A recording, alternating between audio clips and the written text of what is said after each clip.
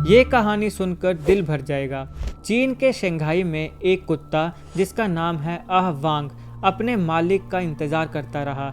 उसका मालिक 11 दिसंबर को अचानक चल बसा, लेकिन आह वांग को ये समझ ही नहीं आया। वो उसी जगह बैठा रहा दिनों तक, बस अपने इंसान का इंतज़ार करता हुआ। 6 जनवरी को वो अचानक गायब हो गया और बाद में एक महिला ने उसे घास के मैदान में पाया। महिला ने बताया उसका शरीर कांप रहा था, आंखों से आंसू बह रहे थे और वो बेहद उदास था। ये कहानी बताती है कि कुत्ते सिर्फ जानवर नहीं होते, वो वफादारी और प्यार की मिसाल होते हैं। अगर आप भी ये मानते हैं तो इस वीडियो को शेयर ज़रूर करें और ऐसे मज़ेदार तथ्यों के लिए चैनल को सब्सक्राइब करें। धन्यवाद।